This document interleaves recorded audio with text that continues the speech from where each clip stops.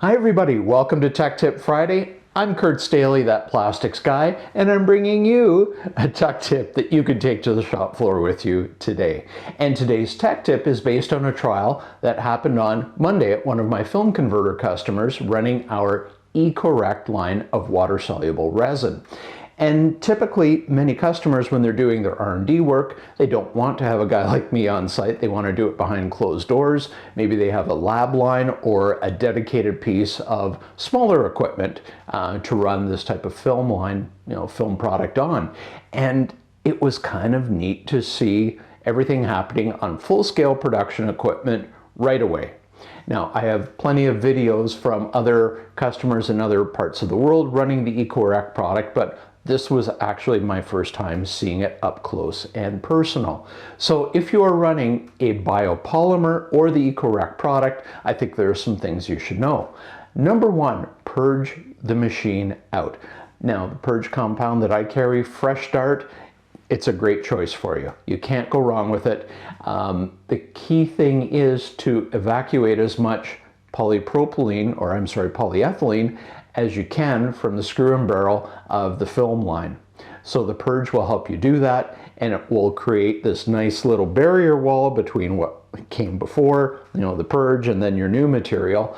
And you don't want to mix the ECOrrect with polyethylene, and that may hold true for other types of biopolymers as well. But certainly in the ECOrrect product, the transition time that you will experience running from a conventional LD polyethylene, or perhaps if you're running an LLD film, going from that to the ECOrrect, I think you're just going to waste an awful lot of line time.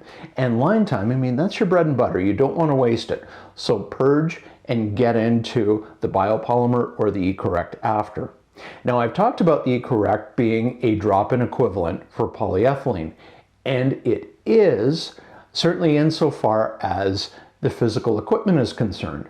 You don't have to have a different screw to run this. It's not dependent on the L/D ratio of the extruder. You can put it in your equipment and it will run. It will run through the ring die as well. It's no problem if you're doing a blown film. It's fine. I witnessed it. It runs. But what you do have to do is run the machine cooler. And if you're set up for polyethylene temperatures, it's going to take an awful lot of time to let that machine drop in temperature, right? Because you have so much heat soak in the screw and barrel and other elements of the machine, it just takes a long time to release that heat. So you're better off to start with, maybe you idle your machine down overnight if you're not using it. Well, start at that point. And for exact temperatures, contact me and we will get you a good temperature profile based on your exact equipment. We can be pretty precise about it, having run this product on many different types of equipment around the world. So based on your screw and barrel size, L/D not so much, it doesn't matter, but the screw and barrel size, we can give you a really good starting point for a heat profile. And you can save a lot of time in the trial, from just letting the machine drop in temperature if you've got it set to a polyethylene product.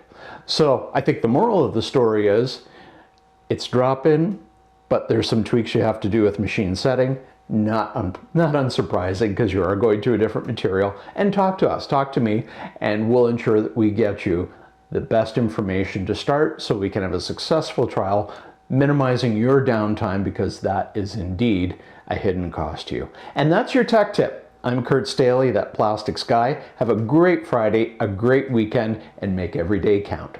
Thanks so much. Bye for now.